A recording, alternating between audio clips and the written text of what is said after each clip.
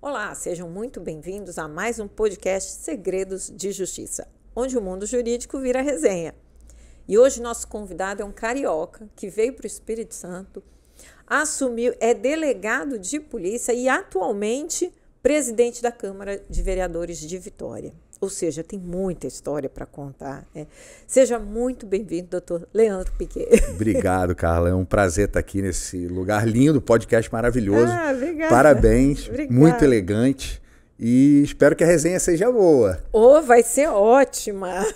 Aqui nos bastidores a gente sempre bate um papo, sabe? Já vi que vai ser muita coisa para contar. Vamos lá. Mas conte para a gente como foi a decisão de ir para o direito. Primeira coisa, como é que o direito surgiu na sua vida? Então, Carla, o direito surgiu por acaso. O direito surgiu literalmente por acaso, exatamente por não saber o que eu queria fazer. É bom colocar que a gente começou a estudar o direito depois de ter cursado 2 anos de economia. Né? Depois de ter cursado 2 anos de economia. Você fez economia antes? Fiz 2 anos de economia e comecei a fazer algumas matérias em comum da parte jurídica e comecei a gostar do direito. Comecei a fazer as 2 faculdades, fiz um período com as 2 faculdades e acabei decidindo enveredar para o direito, para aprender um pouco mais sobre as leis e acabei me apaixonando por todo esse sistema, né, que é muito complexo. E eu até brinco com as pessoas assim, minha mãe não queria que eu fosse para o direito, preferia que eu ficasse na parte mais administrativa, tentasse algo por esse lado. Ela estava feliz com economia. Estava feliz com economia. E na sequência, eu bacharel em Direito, fiz a prova da OAB, passei no Rio de Janeiro, me tornei advogado. Ela não queria que eu fosse advogado. Né? Depois, que é muito legal falar assim, depois de fato, quando eu acabei a faculdade, que aí é muito importante quando a gente vem falar dos segredos da parte assim, da resenha, do jurídico, do direito, que eu aprendi a estudar depois que eu me formei. É mesmo? Quando eu fui começar a estudar para concurso público, que minha mãe, então, eu queria ser delegado, minha mãe também não queria que eu fosse. Ou seja, ser super rebelde, né? Então a primeira, vai contando, você tem a primeira vez que era advogado, não queria. Aí teve a segunda vez que eu falei, vou estudar para delegado. Então assim, você aprender, você ter o teu método de estudo, você aprender a estudar, eu acho que é uma das principais lições que você pode levar para a sua vida. Porque muitas vezes você perde muito tempo lendo coisas que você, às vezes, não, ou de uma forma que você não fixa, ou que não são necessárias. Então eu aprendi a fazer nesse processo de estudo para o direito. Aprendi a estudar direito de uma forma. E cada um tem um método, não tem uma receita específica. Sim, claro. Que bacana. E na faculdade, sempre gostou dessa área penal, criminal? Era algo que te chamava a atenção? A parte criminal sempre me chamou muita atenção. Os casos trazidos pelo livro de direito penal, as questões processuais, né, no início é muito distante de uma realidade do dia a dia, mas conforme você vai manuseando o processo, você vai estagiando, você vai indo ao fórum, por isso que eu acho fundamental as pessoas viverem experiência em escritório, se puder ter experiência numa defensoria pública, no próprio judiciário, para você entender de fato, né, o que é o processo em si. É fundamental. Então a gente começou a tatear todo o procedimento jurídico mesmo e começamos a criar um processo de maturidade.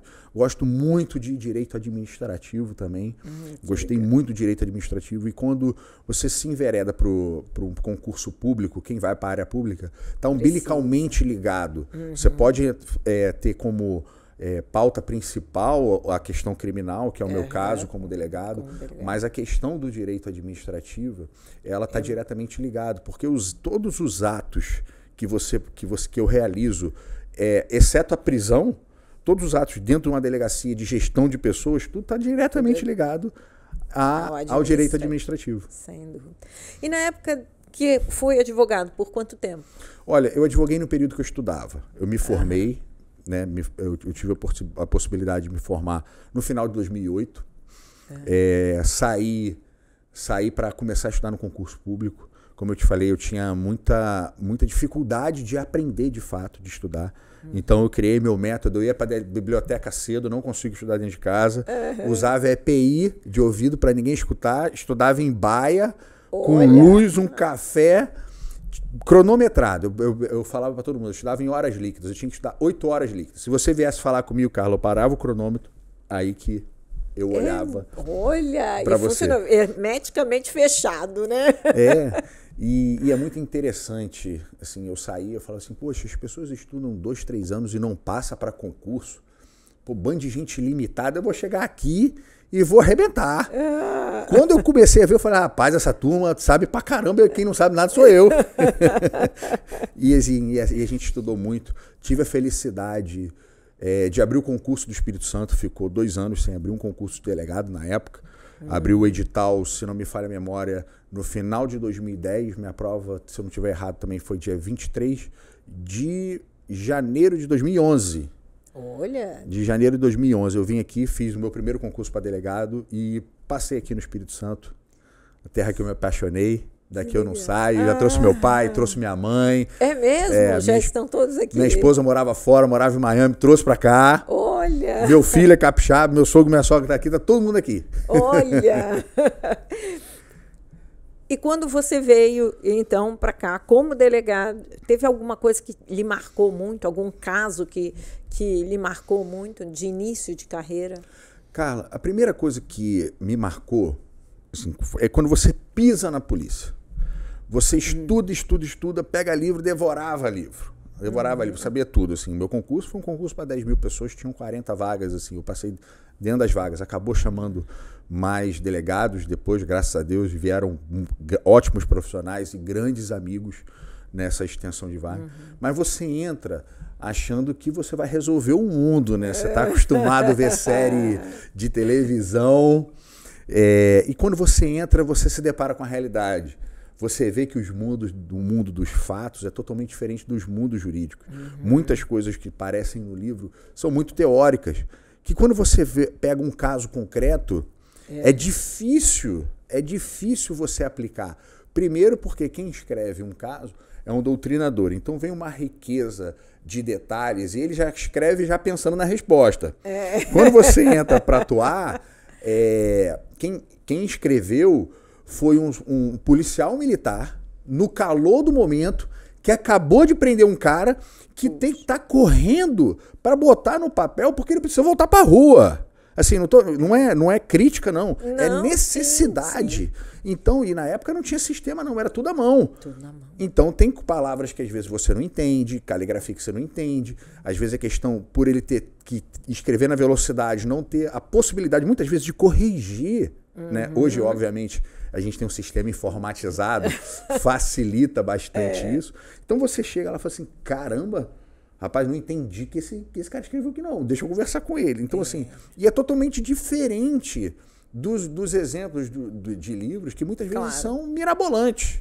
Né? Já tem os apelidos previstos.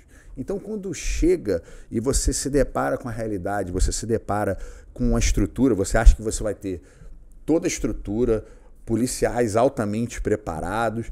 Então, assim, você chega num mundo totalmente diferente da expectativa. Então, assim, é muito importante quem está nos ouvindo agora, que quer ser delegado, quer ser um policial, alinhar as expectativas. Saber que para você realizar um bom trabalho é possível. É possível, dá para fazer um trabalho muito bacana. A polícia é um local muito democrático, tem espaço para todo mundo, tem espaço para quem quer ser operacional, tem espaço para quem quer ficar no administrativo, tem espaço para quem quer se especializar. Então, assim, mas saibam que é necessário ter um alinhamento de expectativa para que você consiga produzir. Senão você se frustra, você entra no ostracismo e acaba não sendo um bom profissional e leva isso para o resto da carreira, tornando sua vida um ambiente ruim. Que aí você fica até não digo decepcionado, mas não se realiza profissionalmente. Não se realiza. E você atuou dentro, como delegado, em que áreas? Teve áreas assim específicas? Ou... Eu rodei um bocado, Carla. Eu rodei um bocado. Então conta pra eu comecei como plantonista em Cariacica. Foi o primeiro local que eu entrei. Era início. Na época o governo fez um grande programa para ampliar os plantões. Possivelmente foi a época que mais teve policial militar nas ruas. Então a quantidade de flagrantes por noite eram intensas, eram muito grandes. Eu fazia 10, 12, 15 flagrantes por noite, eu já cheguei a fazer. Algum que te chamou assim, muita atenção? Olha, tem vários casos que são assim, muito interessantes. Obviamente, o que mais marca, né, pelo menos em relação à minha pessoa, são os que ferem mais os meus princípios e meus valores. Assim, o delegado, ele recebe a ocorrência na hora, pulsando ali. É o PM que acabou de prender, é o cara que acabou de ser preso, é a família que vai receber a primeira notícia que está lá. E quando o cara sai para ir para a cadeia, é da delegacia que ele sai para ir para a cadeia. Então, e para o mundo do crime, onde a vida em si não vale tanto, a liberdade vale muito mais do que a vida, então é muito tenso. Então, assim, você tem casos assim, de estupros de vulneráveis que são muito ruins, que eu peguei na delegacia de Cariacica. Tive a oportunidade de ter uma passagem na delegacia de trânsito, né? Então você pega jovens que saem de casa para fazer um trabalho, para ir para uma festa, sofrem um acidente porque alguém bebeu, ou então porque um colega bebeu, ou então porque todos juntos estavam bêbados no carro voltando e tem uma desgraça e uma família perde um filho. Então, assim, ou essa pessoa perde uma perna. Então, assim, é muito dolorido. É muito dolorido mesmo. Passei pela crimes eletrônicos, né? Na época estava a transição, a gente está falando de 2013, 2014, a transição do Orkut pro Facebook. Na época eu até brincava, rapaz, esse negócio não é coisa de Deus não, porque começou tantos crimes contra a honra. Porque foi uma época que todo mundo achava que podia falar o que quisesse na rede social. Exatamente. Então, assim, a gente estabeleceu na época um fluxo de processo. Logo na sequência veio a Lei Carolina Dickmann. Então, é algo assim que eu vi um pouco de receio com algumas pessoas quando tratavam comigo. Porque eu entrei com praticamente 30 anos na polícia. Eu entrei jovem na polícia. Jovem até demais, assim, tem alguns questionamentos. A pessoa, para entrar na polícia, ela precisa ter uma bagagem de vida. E, na época, era muito comum, hoje em dia, avançou, hoje em dia você acaba pegando mais vídeos, mas tinha muitas fotos íntimas. Fotos íntimas de mulher com namorado, ou então, às vezes, o rapaz é um rapaz que é homossexual e, às vezes, saía com um garoto de programa e tirava foto, era extorquido. Então, assim, tem um caso muito interessante que eu vou contar na sequência, mas para pontuar, às vezes chegavam meninas e mulheres e ficavam com vergonha de apresentar o material. Assim, as pessoas têm que entender que o delegado é um profissional. Eu não estou ali para ficar analisando parte íntima, nem julgando ninguém. Assim, se uma pessoa quer fazer um vídeo, tirar uma foto com o marido, com o namorado, cara, tudo certo, é o momento deles, são a intimidade deles. Depois que vaza, eu preciso ter o acesso para conseguir tipificar o fato. Claro. Ao crime, ao ilícito, ao tipo penal que está previsto. Então, assim, por eu ser jovem, né, às vezes, assim, do Rio, de fora, então agia muito constrangimento, mas é igual uma mulher que vai a um ginecologista. É igual um homem que vai ao médico. E, ao mesmo tempo, tem que ter essa sensibilidade de lidar com as pessoas, né? Então, assim, eu sempre procurei deixar muito à vontade, sempre me coloquei como profissional, tinha postura como profissional, evitava qualquer tipo de desconforto. Quando eu sentia que estava com desconforto, principalmente em relação às mulheres, comigo, por eu ser homem, eu direcionava os trabalhos para policial feminino, para uma escrivã, mas deixando claro que quem tipificava, quem faz o relatório, sou eu. E na época, eu me lembro que teve um caso que foi muito interessante, assim, eu acho que assim, foi a primeira notícia que eu consegui ver, primeiro caso que eu consegui ver, na época eu pesquisei bastante, de um estupro cometido por um meio virtual. Eram pessoas, um homem e uma mulher, com formação, com assim, trabalhos bem colocados na sociedade. Uhum. E ele criou uma conta de e-mail falsa, que ele mandava um e-mail dessa conta falsa para ele, ameaçando ele, e começou a pedir dinheiro para essa ex-namorada. Falando, olha, recebi esse e-mail, estou me ameaçando, preciso ter dinheiro. Daqui a pouco esse dinheiro falou assim, olha, agora a gente precisa gravar vídeo, a gente tirar foto tendo relação sexual. Então, assim, existia uma ameaça dentro desse processo. Depois evoluiu ao ponto de incluir garoto de programa na relação dele com ela para produzir vídeo, porque um pseudo-criminoso estava exigindo isso. Então, na época, tudo era uma novidade. A gente está falando praticamente 10 anos atrás, né? Então, assim, tudo era uma novidade. A gente conseguiu identificar, conseguimos provar que esse e-mail era falso, que a conta estava vindo de lá e conseguimos a condenação. Conseguimos o mandado de prisão e a condenação lá atrás foi um caso que a gente se debruçou. Mas como chegou na delegacia? Porque a própria vítima apresentou. Falou, olha, eu não aguento mais. Porque eu tô tendo que ter relação sexual com pessoas que eu não quero. Nossa. Por causa desse tipo de ameaça. Então a gente conseguiu entender todo o processo, que não é simples, é altamente complexo. E na época o conhecimento era muito mais restrito. Sim. Muito mais restrito. A gente conseguiu avançar nesse ponto, identificar que os e-mails eram falsos, eram criados para essas pessoas, que começou com um processo de extorsão, depois evoluiu por um estupro. Identificamos também que tinham terceiros envolvidos que não tinham qualquer relação, que era coisa do próprio criminoso, do ex-namorado. Por exemplo, o garoto de programa não tinha qualquer relação, era contratado para fazer filmes e gravações. Ele ia para executar um trabalho dele de garoto de programa, com um casal que chamou ele. Acredito que isso deveria ser rotineiro, frequente no dia a dia dele. Nossa.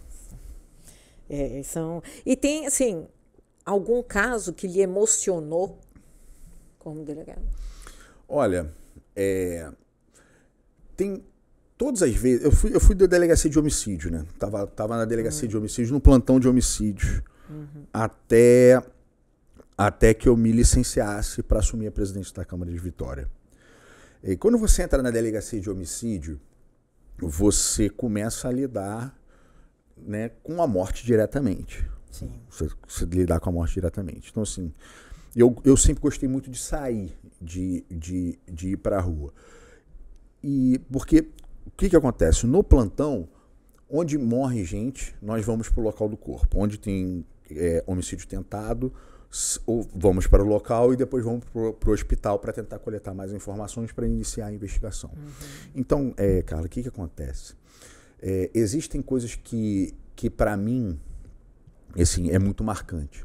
Porque a polícia chega no local, começa a fazer o levantamento, né? A PM, na maioria dos casos, já está lá, fazendo o local de crime, preservando o local de crime. E assim, não importa se ele é criminoso ou não, não importa, é uma pessoa que tem uma família. Então, assim, muitas vezes você impedir a mãe de abraçar um filho que acabou de ser morto e ela está vendo o filho ali. Fala assim, olha, espera a perícia concluir o trabalho. Então, assim, às vezes chegam mães desesperadas, aos prantos. Pô, é mãe. Assim, o filho é criminoso, merecia ser preso. Assim, obviamente ninguém merece ser morto. Eu não estou aqui para fazer julgamento de ninguém. Às vezes o filho já fez muita maldade com os outros, mas assim, ela é mãe. Entendeu? Às vezes tem filha, aí vem a mãe da pessoa que morreu com um filhinho de colo que é dele. Então, assim, é uma criança que vai crescer sem pai. E você fala assim, não, agora espera que vai ter que fazer a perícia. E assim, eu particularmente, embora a doutrina não permito, feita a perícia, antes de botar no rabecão, assim, eu permito. Assim, eu acho que existe um lado humano nesse processo da mãe abraçar o filho, entendeu? Assim, eu gostaria que se eu tivesse no local daquela mãe, eu gostaria de ter aquela oportunidade. E eu sempre busco preservar. Então, isso são coisas que me marcam tocam, né? bastante. Tocam muito. E numa delegacia a gente sabe que tem desde casos assim mais sérios quanto alguns casos hilários, né? Deve ter questionamentos assim que chegam na delegacia que você pensa, só aqui que acontece isso? Teve algum caso assim? Assim, chega muita, assim, tem muita gente que vai para a delegacia, assim, que tem problemas cognitivos, assim, não tem a clareza do mundo real. Então, contra cada história doida que tem câmera dentro de casa, que está sendo perseguido, procurado, e tem ET junto. Nossa! Então, assim, aparece de tudo.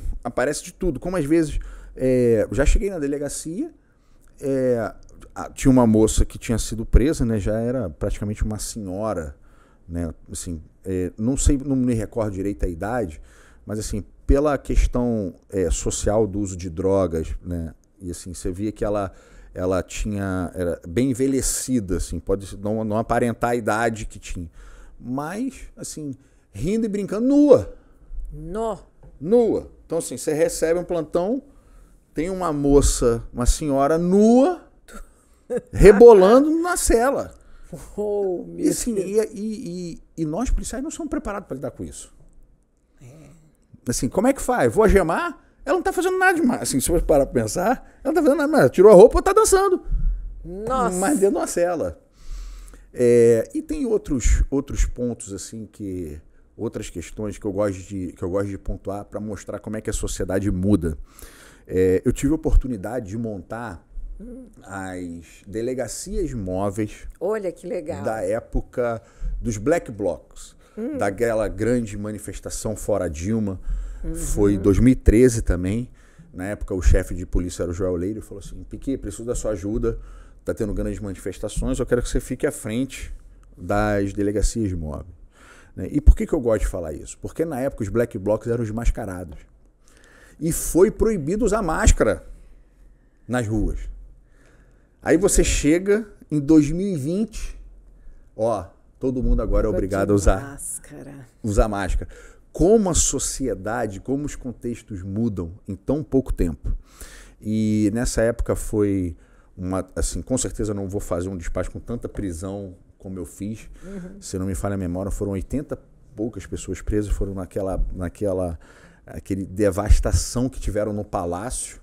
Nossa! Que quebraram estátuas bicentenárias, colocaram fogo em ônibus. Só essa ocorrência para a PM passar para a Polícia Civil, porque a PM foi o local, se não me falha a memória, foi o choque. Realizaram uma grande prisão. Nesse momento que realizaram a prisão, nós coordenamos o trabalho da perícia no local do fato. Então a PM teve que relacionar, chegou um ônibus de pessoas apreendidas, assim, foram mais de 100.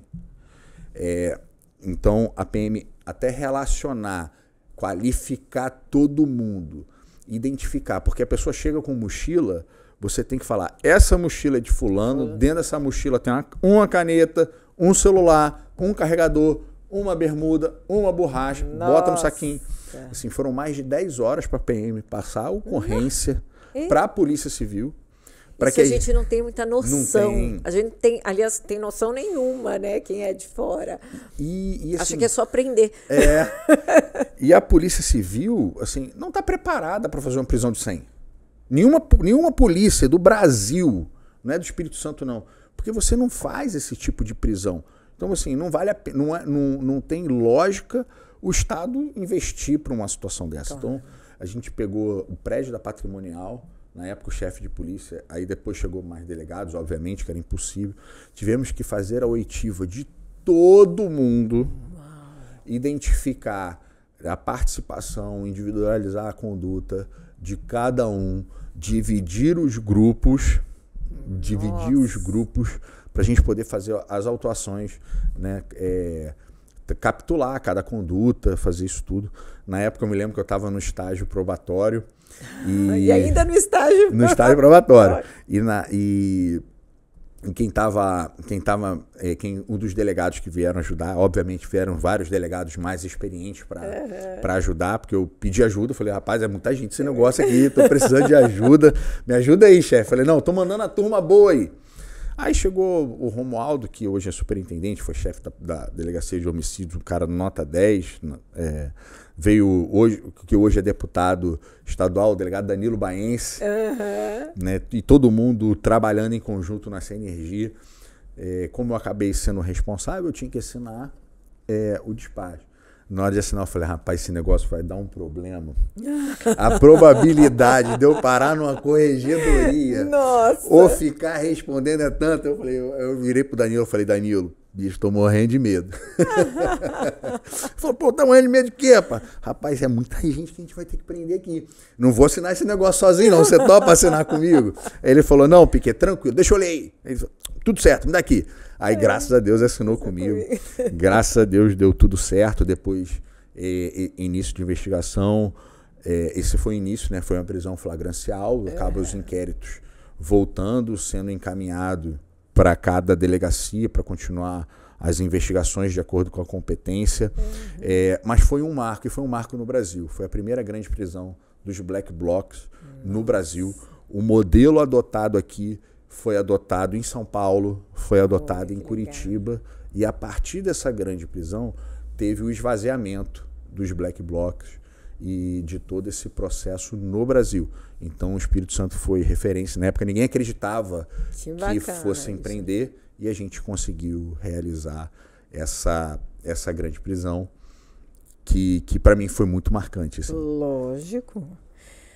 E como é que você foi parar na Câmara? Como é que foi essa ida para a política? Como é que foi isso? Então, tudo assim, se a gente considerar tudo como um processo político, tudo inicia quando eu recebo o convite do hoje superintendente da Polícia Federal, o doutor Eugênio Ricas. Sim. O doutor Eugênio já esteve aqui. Já teve, né? O Eugênio, assim, um excelente chefe, foi um chefe que acabou se tornando um grande amigo, é um conselheiro, uma pessoa que eu me espelho em razão do seu preparo, das suas condutas, da sua retidão. Tive a oportunidade de iniciar essa minha trajetória assim, trabalhando com ele. Na época, 2014, isso, o IASES sofria com muita rebelião, e é um Instituto Socioeducativo do Espírito Santo. Ele sofria com muitas rebeliões. Assim. Eu peguei 14 rebeliões no IASES. Nossa! E era o 8º orçamento do Estado. Vida de delegado não é fácil, não. Né? Não. Assim, é um cargo comissionado dentro do governo, mas aí o Eugênio falou assim, cara, a gente tinha um amigo em comum, ele apresentou, ele gostou do meu currículo, me chamou para conversar, falou, você topa? Eu falei, eu topo. Aí entrei nesse processo, né? Ainda no estágio probatório, chegou uma hora, eu falei, rapaz, eu estou ordenando despesa aqui, não vou me confirmar no cargo, deixa eu sair um pouquinho. Aí saí, depois ele me convidou para voltar de novo, aí eu voltei, e a gente começou a fazer um trabalho de mudança, assim, mudança da cultura, mudança do sistema. Assim, existia uma lógica de colocar os adolescentes num processo de trancafiamento. 23 horas na tranca, 1 hora de banho de sol. Então a gente entra, amplia o espaço pedagógico, a gente, que é o que na gíria fala, colocar a unidade para girar.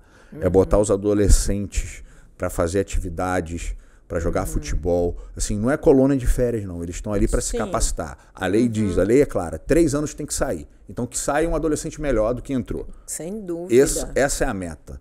Eu não estou aqui para questionar se é maioridade penal, se tem que ficar mais tempo ou não. Eu estou aqui para cumprir a minha tarefa, que era manter esses adolescentes acautelados, que tinham sido condenados, né, por um ato análogo a crime, que é o ato que eles tinham cometido, e tentar ressocializar, muitas vezes socializar, porque nunca tiveram uma socialização.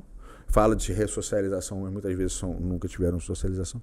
Então a gente entrou ampliando as atividades esportivas, ampliando os estudos, conseguimos reduzir a 0 rebelião em 6 meses. Se não me falha a memória, a última rebelião foi 7 ou 8 de setembro de 2015, na unidade do Xuri. Olha! Na unidade do Xuri, foi a última rebelião. A gente pegou um instituto, também se não me falha a memória o número, com 653 adolescentes. Batemos 1.248, ou seja, o número ampliou demais. Mesmo assim a gente conseguiu com procedimentos, né, com uma equipe bem formada. Obviamente eu não faço isso sozinho. Claro, isso aconteceu, foi possível graças aos agentes socioeducativos que fazem um trabalho sensacional, aos técnicos do IASES, né, mudamos todo o organograma, criamos o CAESP, né, que é, digamos assim, o grupo especializado, que para fazer as intervenções, porque antes vinha a polícia militar, eles não estão acostumados a fazer intervenção com adolescente, eles não lidam dia a dia com adolescente. Então a gente traz os equipamentos não letais para dentro do sistema, demonstrando que uma tonfa, que é o cacetete, gera mais lesão do que um espargidor um gás de CS, um espargidor de pimenta. Então, assim, a gente consegue trazer isso. Obviamente, no início tem que quebrar algumas barreiras. O judiciário não queria, a defensoria não queria.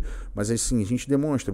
A gente está exposto ao mesmo agente químico, o agente socioeducativo está exposto ao mesmo agente químico que o adolescente. Claro. Então, assim, e para contenção, para contenção é muito melhor do que vir o escudo, o cacetete. O cacetete bate no braço, quebra o braço. É fratura exposta. Ou então bate na cabeça, abre o moleque inteiro. Tem que levar para o hospital para costurar o moleque. Com um espargidor de pimenta, você joga no ambiente, acabou.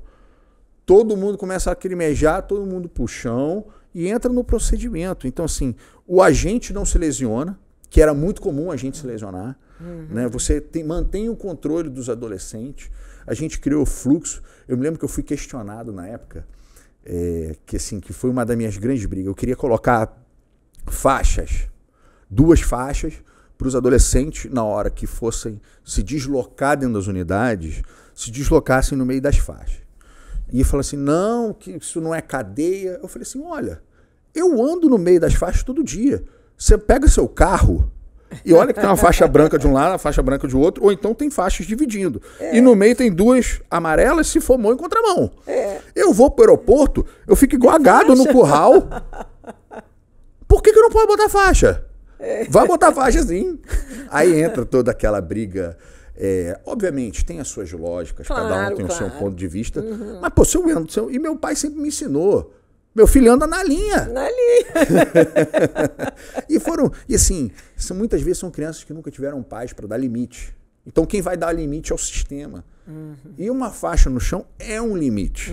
Porque saiba que se você sair daquele limite, você vai ser repreendido. Não é que você vai ser agredido, né, que você vai apanhar. Mas assim, há um limite para você seguir. É muito bem colocado isso. Muito bem colocado, porque a gente vive com limites, né? Exato. O semáforo é um limite.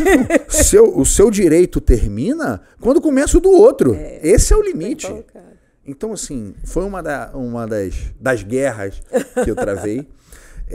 Feito isso, assim, aí evoluindo na sua pergunta, fiquei 1 ano e meio no IASES, entreguei o IASES já 1 ano sem rebelião, mas eu rodava muito, então conversei na época com a secretária de governo, falei, olha, minha meta tá cumprida, assim, 0 compromisso comigo, graças a Deus eu não fico desempregado, eu volto para a polícia, tudo certo. Ela falou, não, você não sai do governo, não.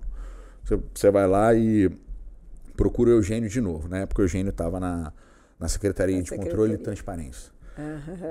E eu recebi o convite do Eugênio para eu ser o subsecretário dele para fazer o combate à corrupção de licitações e contratos cometidos por pessoa jurídica. Então foi algo muito difícil, porque você investiga o próprio governo. Você investiga o secretário, você investiga subsecretários. Então você tem que ter muita habilidade para você conduzir os casos que você tem que conduzir.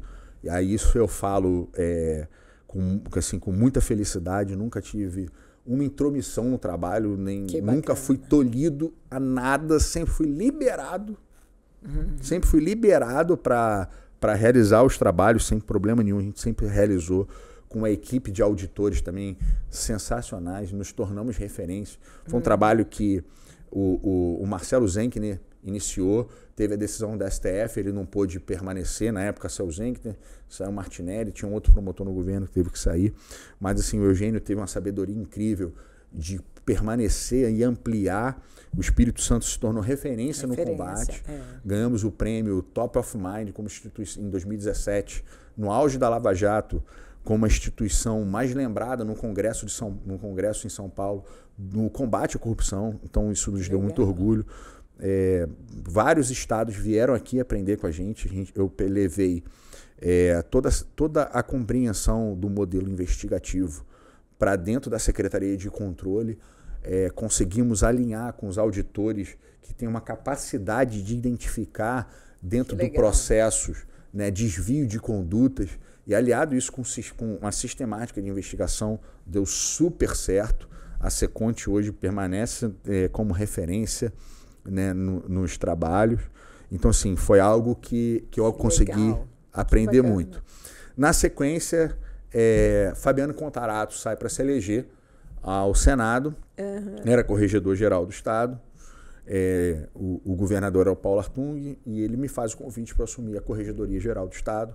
Eu assumo a Corregedoria-Geral do Estado num momento assim, super delicado, porque estava vindo os recursos dos policiais militares condenados pela Corregedoria da PM, né, pelo movimento que eles realizaram em fevereiro de 17. Então, para mim, julgar seus próprios pares é muito difícil. Então, assim, sempre me pautei exclusivamente no que estava no processo, dialogando com os militares, demonstrando que ali eu estava fazendo o meu trabalho. Não tinha perseguição com ninguém, não tinha perseguição a ninguém. Se tinha falhas, eu apontei as falhas vindo da corregedoria. Se tinha acertos, eu apontava acertos. E tomava as decisões pautadas numa retidão, pautada numa legislação, e também sem qualquer interferência exógena. Então, na sequência, eu vou ser delegado da Praia do Canto e começo a ter relação direto com as comunidades, a Associação de Moradores e Comerciais. O grande problema das regiões, né, da região que a Delegacia da Praia do Canto abrange, são os crimes patrimoniais. Começamos a desenvolver cartilhas orientando comerciantes, identificamos 5 principais criminosos, né, quem cometia mais furtos ao comércio. Não tínhamos condições de realizar as prisões, então a gente tinha uma boa relação com a Polícia Militar. A Polícia Militar acabou prendendo 3 desses Olha que bacana. Desses contumazes, desses criminosos contumazes. Isso dá um impacto direto. A doutrina fala, né, que numa situação similar à de Vitória, uma pessoa, antes de ser presa em flagrante, ela comete 21 crimes. Em média, de 18 a 21, antes de ela ser presa em flagrante. Ou seja, se você está falando de 5 indivíduos, você está falando de 100 crimes. Né? Se você consegue interceptar esse processo, obviamente, identificamos os 5, pedimos mais mandados de prisão, mas pedimos outros mandados de prisão que foram cumpridos.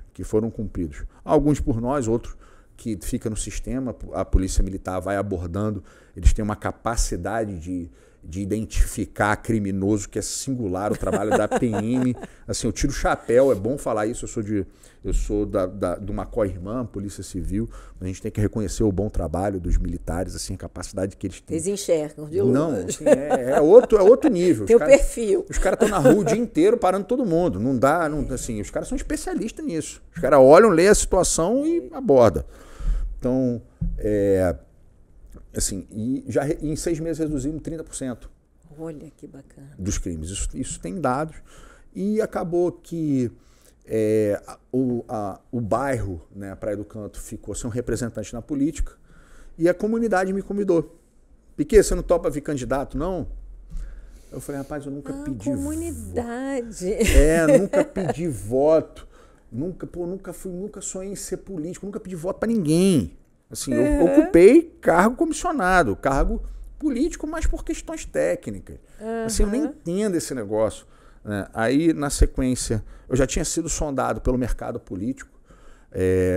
Inclusive, o que foi presidente do meu partido, eu sou do Republicanos hoje. Na época, o presidente era o Roberto Carneiro, tinha sido secretário de esporte quando eu tinha sido subsecretário. Que hoje o Roberto está em São Paulo, é presidente do Republicanos em São Paulo. Legal. Foi para lá para ajudar o presidente nacional, é vice-presidente nacional ele. Aí o Roberto Piquet me cantando para vir.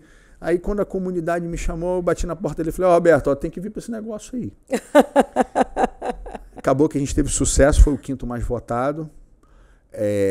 A Câmara de Vitória sofreu um pouquinho durante esses 2 anos de muita briga, um vereador preso, outro vereador cassado, e acabaram que os próprios vereadores entenderam que meu nome seria melhor para a gente conduzir a presidência da Câmara, e a gente chega no primeiro mandato como presidente. Por isso que eu sou tão grato ao Espírito Santo. O Espírito Santo me deu a oportunidade de ser realizado profissionalmente. Meu sonho é ser delegado. Eu resolvo minha vida com 30 anos. Depois me dá a oportunidade de ocupar grandes cargos em momentos super difíceis e conseguir ter êxito e ser reconhecido. Porque às vezes você tem êxito e não é reconhecido. Sim. E depois, eu sou o 5º mais votado. Eu até brinco, assim, porque pedir voto para mim foi o maior exercício de humildade. Eu vim da polícia, de abordagem. Né? Então, assim, é uma coisa totalmente diferente. Totalmente. Então, um espírito totalmente diferente, né? E assim, eu não me sinto político até hoje, tá? Eu não me sinto, de verdade, eu não me sinto político. Então, assim, aí eu sou o 5º mais votado. Até brinco com a minha esposa. Eu tive 2.364 votos. Se eu dou R$100 para 2.364 pessoas, para ir para uma festa do meu aniversário, não aparece todo mundo. É verdade. Mas foram nas urnas e apertaram o botão. E hoje a gente acaba se licenciando da polícia quando assume a presidência, porque entendemos que temos que fazer esse trabalho. Assim, direcionar esse trabalho. É uma entrega muito importante. Inclusive com mais autonomia, né? Uhum. E o que dá mais trabalho? A Câmara. A Câmara. Assim, eu me apaixonei pela política também. A política é um jogo de estratégia, é muita conversa, você tem que ter muita percepção. Mas a capacidade que você tem de ajudar as pessoas, assim, é enorme. Eu gosto sempre de deixar claro isso. Assim, eu me aposento como delegado. Eu me aposento. Mas eu sempre vou estar umbilicalmente envolvido na política. Assim. Eu acho que a sociedade tem que se envolver mais. Sim. Até escutei, se todo mundo, para tirar as carteiras de motorista, tivesse que ter 100 votos, as pessoas iam dar importância à política. Porque pega o celular aí e vê na sua agenda quem você tem a certeza absoluta que votaria em você. É muito difícil. Então, assim, no primeiro biênio eu acumulei. Vereador é o único cargo que pode acumular, ser vereador e exercer uma função pública. Mas era muito pesado, porque eu pegava um plantão, por exemplo, da DHPP às 16 horas, saía às 7 horas da manhã, passava em casa, tomava banho, botava roupa, ia 8h30 eu já tinha alguma comissão, alguma coisa. Então consegui levar isso durante o primeiro biênio, mas depois, quando foi posta a questão da presidência, eu preferi dar o foco, tentar entregar o máximo para a cidade de Vitória, fazer uma presidência muito propositiva, entregar um poder fortalecido. O vereador é muito importante, é impressionante. Assim, as pessoas às vezes não dão tão valor ao vereador, até precisar do vereador. Até precisar do vereador, porque quando precisa do vereador, liga de madrugada, liga de manhã, de tarde, de noite para resolver, liga o tempo inteiro. Assim. O vereador é um contrapeso ao prefeito, ou fiscaliza o prefeito. A cidade de Vitória tem um orçamento de quase 3 bi. Quem fiscaliza isso é o vereador. Então, assim, até um recado, ano que vem, ano de eleição, é muito importante que você já acompanhe quem você votou. Por sinal, quem você votou na eleição passada? Você lembra do vereador que você votou na eleição passada? Assim, você acompanha o trabalho dele, assim, quem você quer que seja o fiscal desse prefeito? Quem você quer que legisle para você? Quem que você quer que traga boas propostas para você? Então, assim... É isso mesmo. Tem que lembrar disso mesmo, né? A gente muitas vezes esquece. Agora a gente entra num momento de um bate-pronto. Ok. Tá? Nunca diga para um delegado. Nunca diga para um delegado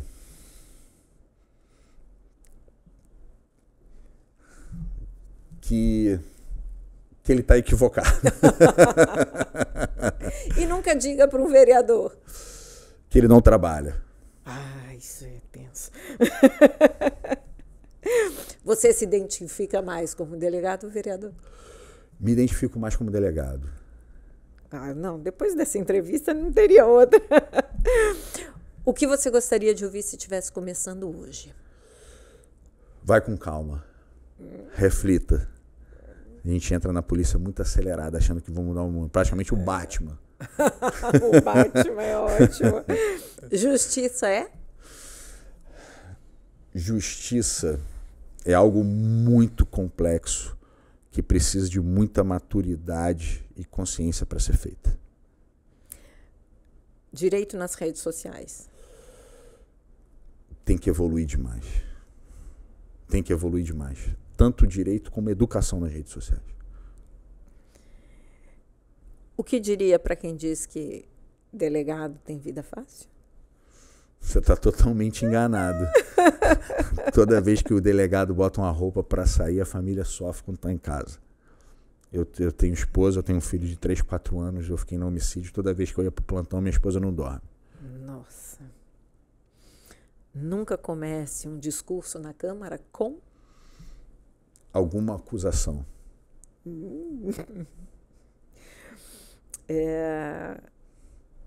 O que fazer quando o prefeito manda para a Câmara algum projeto polêmico? Converse antes com os vereadores e paute. Não tem dificuldade de pautar, assim, mas que isso é o que eu tenho feito lá. Qualquer, assim, eu dou espaço de fala para todo mundo. Tem que acabar com isso. Assim, pode falar? Pode. Assim, muitas vezes as pessoas veem diferenças ideológicas como questões como as pessoas fossem inimigos. Assim, eu sou de direita, eu sou conservador, assim, eu sou delegado, eu sou cristão, entendeu? Eu sou favorável à família, eu sou tradicional, minha formação é assim. Mas assim, eu me relaciono super bem com pessoas que têm espectros ideológicos diferentes. Claro. Dou um exemplo, Fabiano Contarato, quando eu fui delegado estagiário, eu tive a oportunidade de passar no trânsito, foi meu chefe na delegacia de trânsito. Meu espectro político é totalmente diferente do Fabiano. As minhas bandeiras, o que eu defendo, é totalmente diferente do Fabiano. Mas o Fabiano Contarato é meu amigo. Assim, é igual jogo de futebol. Assim, lá na política, eu quero fazer gol nele, ele quer fazer gol em mim. Claro. Vale carrinho, vale tomar cartão amarelo, vale até tomar cartão vermelho. Mas dentro da regra do jogo. Por que quando acaba o jogo, com amigo é assim, quando acaba o jogo, você não vai pro churrasco junto? Por que eu não vou tratar bem o Fabiano? Assim, por que eu não vou convidar ele para minha casa com o marido dele? Qual é o problema? Vai lá em casa sim. Eu vou na casa dele, faço questão, já fui no aniversário do filho dele. A gente pensa diferente, mas eu não sou inimigo do cara. Exato. Pô, deixa, assim, se for genuíno, cara, assim, os princípios e valores forem de verdade, o que a gente quer é o bem da sociedade. É isso aí. Só que a gente está indo por caminho diferente. Mas no final a gente quer chegar no mesmo lugar. Eu vou ser inimigo dele, eu vou criar o ódio, eu vou fomentar o ódio? Lógico que não. Vamos fazer disputa dentro do campo. É isso aí. Vamos ver quem ganha dentro do campo. Perfeito. Fora tá todo mundo junto. Perfeito. Se não fosse delegado, seria? Seria advogado, não ia ter jeito. Que aí, na verdade... Área do direito mesmo, né? Que aí eu já falei, né? Que minha mãe não queria que eu fosse delegado, não queria que eu fosse advogado, eu fui. Não queria que eu fosse delegado, eu fui. Não queria que eu fosse político também, foi contra. E eu fui. Sou ovelha negra. Ó, cuidado com o que ela não quer, hein? Não sabe. Nossa, muito obrigada pela sua presença. Amei aqui nossa entrevista. Olha, obrigada mesmo. Com uma agenda cheia dessas, eu consegui vir aqui. É uma honra. Eu que agradeço a oportunidade de me apresentar um pouquinho, falar um pouquinho do nosso trabalho. Quero ter a oportunidade de vir agora falar um pouco mais de política, quando tiver uma oportunidade. Falar um pouco mais dos projetos. Assim, tenho muito orgulho do mandato, da trajetória que eu estou criando. Peço para quem nos ouve, quem nos assiste, né, para ver meu mandato na rede social, Delegado Piquet, procura lá, façam críticas, eu estou de coração aberto. Sou uma pessoa que faço muito, e quem faz muito erra demais. Porque só não erra quem não faz. Então, assim, mas eu faço tentando acertar com boas intenções. Sou ser humano, obviamente. Preciso de ajuda. Me ajude se eu estiver errado. tá? E assim, estamos sempre à disposição para ajudar, seja na polícia, seja na política, em qualquer outro espaço, a gente vem aqui para somar.